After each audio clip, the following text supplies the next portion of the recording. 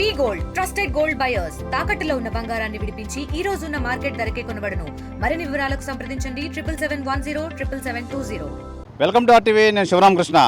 Visakha one town area fishing harbour వద్ద అయితే మొన్న ఈ పేలుడు సంఘటన మనందరికీ తెలిసిందే. మనం ఇప్పుడు అదే సంఘటన ఎక్కడైతే జరిగిందో అక్కడే ఉన్నాం. అయితే దానికి సంబంధించి అది ఎట్టి పరిస్థితుల్లోనే సిలిండర్ కాదు, అది ఒక మెసైల్ కానీ లేదంటే దానికి సంబంధించి విస్ఫోటనం జరిగిన బాంబు సంబంధించి ఒక ఐటెం అని చెప్పి అయితే మొత్తం ఈ పోలీసులు అంతా మల్ల గుల్లాలు అయితే పడుతున్నారు. అయితే ప్రధానంగా మన విషయానికి వస్తే మటుకి సముద్రంలో అయితే వేటకు వెళ్ళిన వేటగాళ్ళకైతే ఇదొక ఐటెం అయితే దొరకడం, ఆ ఐటెం తీసుకొచ్చి స్క్రాప్ షాప్లో అమ్మడం, ఆ స్క్రాప్ షాప్ వాళ్ళేమో ఈ వెల్డింగ్ దుకాణం వాళ్ళ చేత అది ఏంటని చెప్పి ఓపెన్ చేయించడం, ఆ టైంలోనే అది బాంబు పదార్థం అయ్యి పెద్ద విస్ఫోటం అయితే జరిగి అక్కడికక్కడే ఇద్దరు గాల్లోకి ఎగిరి పడిపోయి చనిపోవడం అయితే జరిగింది. మనం చూడొచ్చు. ఇప్పుడు ఇదే స్పాట్లో అయితే మొత్తం మనం ఇప్పుడు జరిగిన ఈ ఘటన అంతా ఇక్కడే జరిగింది.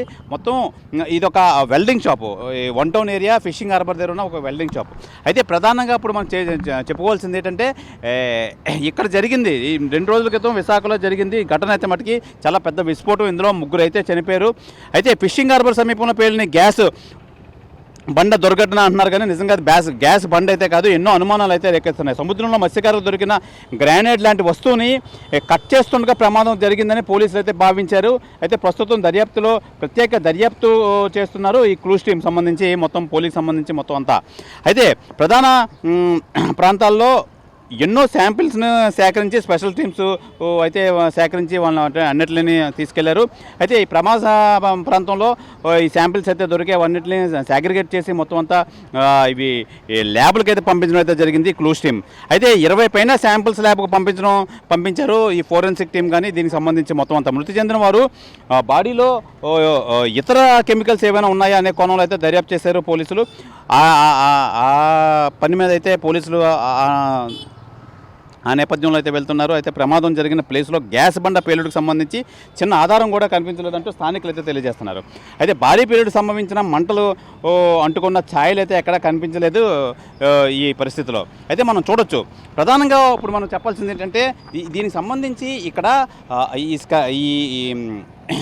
ఈ వెల్డింగ్ షాప్ దుకాణంలో అయితే మొత్తానికి ఏంటి ఆ పదార్థం పేలడంతో ఆ పదార్థం ఏంటని చెప్పి కట్ చేసే క్రమంలో అయితే ఈ ఫైర్ అయితే అంటుకుంది. ఆ ఫైర్ అంటుకోవడంతో అది మొత్తం భారీ ఈ శబ్దం అయితే వచ్చి ఈ విస్ఫోటం అయితే జరిగింది. ఈ ప్రమాదంలో అయితే మటుకి ఎవరైతే కట్ చేస్తున్న పక్కన వ్యక్తి మొత్తం ఇద్దరు వెల్డింగ్ షాప్ సంబంధించి మొత్తం తునాతునకలైపోయి పైకి గాల్లోకి ఎగిరి మొత్తం అయితే మృత్యువాత అయితే పడ్డారు. అయితే ఈ నేపథ్యంలో పక్కనున్న స్క్రాప్ దుకాణంలో కూడా నలుగురు ఉన్నారు. నలుగురిలో ఒక ఆయన అయితే హాస్పిటల్కి కేజీహెచ్ తరలిస్తుండగా అయితే ప్రమాదానికి గురయ్యారు. అయితే మిగతా 3 కూడా బర్న్ పర్సంటేజ్ దగ్గర 90-95 బర్న్ పర్సంటేజ్ ఉన్న వాళ్ళు కూడా మొత్తం అంతా వాళ్ళు ఈ హాస్పిటల్కి అయితే చికిత్స పొందుతున్నారు. వాళ్ళ పరిస్థితి కూడా విషమంగానే ఉంది. అయితే మనం ఈరోజు చెప్పుకోవాల్సింది ఏంటంటే ప్రధానంగా ఈ ఐటెం ఏంటి? ఐటెమ్ అయితే ఈ సముద్రం నుంచి వచ్చిన ఐటము ఇది నేవీలకు సంబంధించి కానీ లేదంటే డిఫెన్స్ సంబంధించిన కానీ ఒక ఐటెం.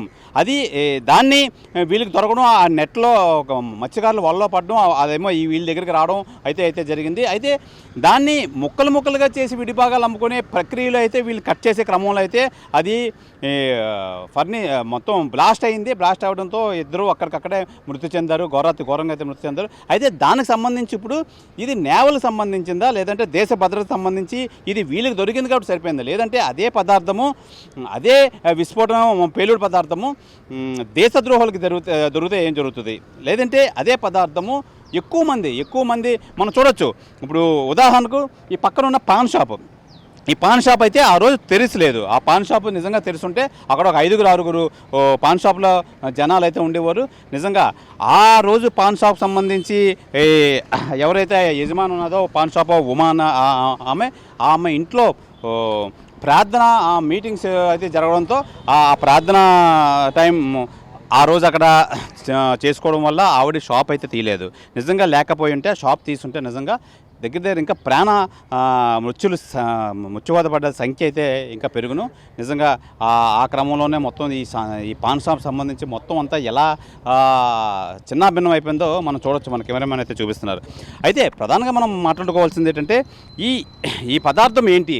పదార్థం నిజంగా అదే ఫిషింగ్ హార్బర్లో కానీ ఇంకెక్కడైనా విస్ఫోటం జరిగి ఉంటే చాలా పెద్ద సంఖ్యలో అయితే ప్రమాదం అయితే జరుగును. నిజంగా ఇలాంటి విషయంలో అసలు పరికరం అసలు నీటిలోకి ఎలా వచ్చింది, నీటిలోంచి ఇక్కడికి ఎలా వచ్చింది, ఈ కోణంలో అయితే మొత్తం నేవల్కి సంబంధించి మొత్తం ఈ ఏదైతే ఉన్నాయో పార్ట్స్ మొత్తం అంతా ల్యాబ్కి అయితే నేవల్లోకి అయితే పోలీసులు అయితే సబ్మిట్ చేయడం అయితే జరిగింది. దాని మీద వాళ్ళు కూడా ఆరాలు తీస్తున్నారు. అసలు దేనికి సంబంధించి ఏ పార్ట్ దేనికి సంబంధించి ఈ ఐటమ్ అని చెప్పి మొత్తం నేవల్లో అయితే మొత్తం పరీక్షల నేపథ్యంలో పోలీసులు అయితే వెళ్ళారు. అయితే ప్రధానంగా మనం చూసుకోవచ్చు, ప్రధానంగా ఆ ఐటమ్కి సంబంధించి మొత్తం అంతా ఇదైతే మొత్తం గ్యాస్ సిలిండర్ కాదు, ఇది పేలుడు పదార్థం. ఆ పేలుడు పదార్థం ఎక్కడి నుంచి వచ్చింది? నిజంగానే ఇదే నేవల్ కానీ డిఫెన్స్ కానీ సంబంధించింది అయితే మటుకి ఇంతవరకు ఎందుకు వచ్చింది అని చెప్పి ఆ కోణంలో అయితే మొత్తం ఇవన్నీ ల్యాబ్కి అయితే పంపించడం అయితే జరిగింది. నేవల్లో అయితే దాని మీద ఆరా తీస్తున్నారు, దానికి సంబంధించి అన్ని పరీక్షలు అయితే చేస్తున్నారు. ఏదేమైనా ఈ విస్ఫోటం జరగడం నిజంగా ఒక అందుకు చాలా బాధాకరమైన విషయమైనా ఇదే వేరే వాళ్ళ చేతికి వెళ్తే ఎలా ఉంటుంది ఈ పరికరం, ఈ విస్ఫోటం జరిగిన పేలుడు పదార్థం. అయితే జనావాసం ఎక్కువ మంది ఉన్న విశాఖ ఫిషింగ్ హార్బర్లో కానీ నిజంగా జట్టీలో కానీ నిజంగా ఇదే పేలుడు సంభవిస్తే చాలా పెద్ద సంఖ్యలో ప్రమాదం అయితే సంభవించును. ఈ నేపథ్యంలో మొత్తం అసలు ఇది ఎందుకు జరిగింది, దేనికి సంబంధించి పరికరం అని చెప్పి అయితే పరీక్షలు అయితే చేస్తున్నారు. నిజంగా ఇది కొలిక్కి రావాలి, కొలిక్కి వచ్చి మళ్ళీ ఇలాంటి పరిస్థితుల్లో పునరావృతం కాకుండా జాగ్రత్తలు పడాలి అని చెప్పి పోలీసులు కానీ నేవల్ అధికారులు కానీ మల్లగుల్లాలు అయితే పడుతున్నారు. నిజంగా ఇదంతా చాలా బాధాకరమైన విషయం. నిజంగా ఇలాంటిది మళ్ళీ పునరావృతంగా జరగాలని చెప్పి ఈ ప్రభుత్వ అధికారులు కానీ ఈ ప్రభుత్వ పెద్దలు కానీ అయితే తెలియజేస్తున్నారు. దీనికి సంబంధించి ఈరోజు ఈ క్షతగాతులు ఎవరైతే ముత్యువాత పడ్డారో వాళ్ళకి ప్రభుత్వం దగ్గర నుంచి 10 లక్షల చెక్కులు అయితే హోమ్ మినిస్టర్ అనిత వంగలపూడి అయితే ఇవ్వడం అయితే జరిగింది. అయితే ప్రధానంగా ఈ ప్రమాదం జరిగిన తర్వాత చేతులు దులిపోవడం కన్నా అసలు ప్రమాదం జరగకుండా ఎలాంటి చర్యలు చేపట్టాలని చెప్పి మొత్తం మీద పేలుడు పదార్థం దేనికి సంబంధించిందని చెప్పి మొత్తం మీద అవన్నీ శాంపిల్స్ అవి సేకరించి క్రూజ్ టీమ్ మొత్తం అంతా నేవల్కి కానీ అదే డిఫెన్స్ కానీ అయితే పంపించారు. దాని తాలూకా రిపోర్ట్ అయితే రావాల్సి అయితే ఉంది. ఇది ఈ పేలుడు సంబంధించి ప్రస్తుతం మన దగ్గర ఉన్న వివరాలు. కెమెరామెన్ ప్రసాద్తో శివరామకృష్ణ టీవీ, విశాఖపట్నం నుంచి.